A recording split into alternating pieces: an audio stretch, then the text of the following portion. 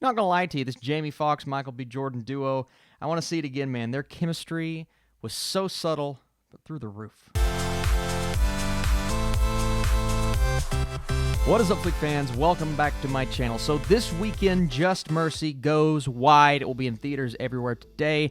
I've seen it. I'm going to give you guys my review. I need you in the comments down below. Were you looking forward to this film? Is it the crowd pleaser that everyone anticipates? And let's get into it. So, world-renowned civil rights defense attorney Bryan Stevenson works to free a wrongly condemned death row prisoner, played by Jamie Foxx. Now, what did I just say? It is a crowd-pleasing movie, no doubt about it. It's one of those films that you watch and it just makes you feel good inside, man. It's like, I've seen this, now I want to go do something about it. Not much little old Austin can do, but the film inspires you to a degree and to a level that I think it is going for. I really, really enjoy this director and the work from this director. Destin Cretton from Short Term 12 is really the marquee film for me, man. One of my favorite movies of 2013. It is a beautiful film to look at and think about. And Brie Larson, this is kind of carrying over from that to Glass Castle, starring Brie Larson, which I watched a little bit of, but I think I got busy that day, so we didn't finish the film. So obviously it's my least favorite of his films. But then you have Just Mercy, another feel-good, feel-something story, right? His movies all have consistency in that regard, and I'm starting to be able to tell his film style. Oh, what is that on IMDb? Is that Shang-Chi? This is our director for Shang-Chi, folks, the brand new Marvel film, and if he brings his style, not necessarily the feel-good style, but just the cinematography and the feel to his movies in general, then I think we're in great hands. This was a really, really pleasant, nice, fairly conventional. It's not a film that is going to take you in a direction that we've never been to before. It is based on a true story. And some will come out of this movie thinking, well, that's the most predictable thing I've seen all year. And it is absolutely predictable. You know what direction it's going in. There are going to be the court cases. There are going to be the feel-good moments. There are going to be the downer moments.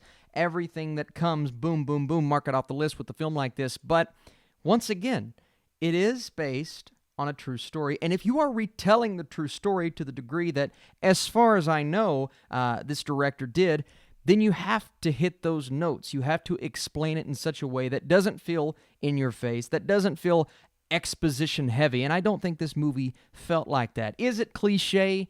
Sure. Do they use the tropes that we've seen in movies like this countless times? These overly dramatic, sentimental, it's going to get the audience to feel a certain way? Yes. But I feel like this movie had to do it, and it's carried by the direction, but it's really carried by the performances, I would say, most of all. Michael B. Jordan, we know what he does, we know how he does it, and he's really good.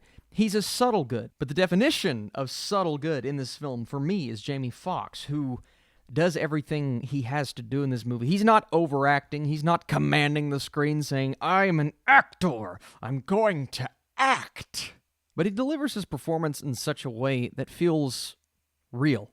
And that's what you want with a film like this, dealing with the injustice that we see and bringing up the facts that we see at the end of the film. No one is arguing that this film isn't full of injustice that factually, actually ended up happening. And I know some on IMDb will argue with you because before the movie even dropped, there were like 201 stars.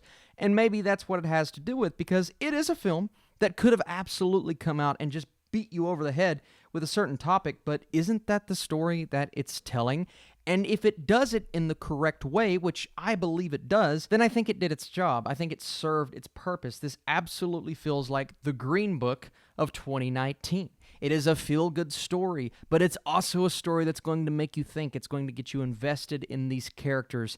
And the way that it's told, I think, would have been lifeless without this director and without the pretty nice cinematography as well. There are a few shots in here. I didn't mind the score. There are a couple of things that make this movie work. And maybe I'm just gullible, right? I'm a guy that can be won over pretty easily by a heartfelt story as long as it's told in a nice way.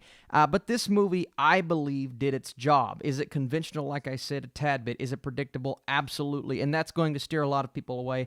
And honestly, I can't blame you. If you didn't love this movie because of the total package, right, how it was on a technical level, I completely understand that. But being a true story, telling it in this way, I thought it did its job, and I thought it did it really, really well. So at the end of the day, I thoroughly enjoyed Just Mercy. I had a good time with it, with the performances. It's not Oscar level. Green Book won the Oscar. I don't think this film's going to do that, but I think some of the performances, right? A lot of people are talking about Jamie Foxx, and an underrated performance from this movie is Tim Blake Nelson. Just doing what he does, man. So if you guys enjoyed this review and you like what we're doing on this channel, talking movies every single week and weekend, be sure to smash that thumbs up button. And I'm going a solid 76% for Just Mercy. If you want to see where this ranks on the year for me, be sure to go to my Letterboxd page where I'm placing everything in my 2019 and now my 2020 lists. I'll be back with Underwater and what's the other movie, Like a Boss, this weekend, so stay tuned for that. I'll see you guys soon.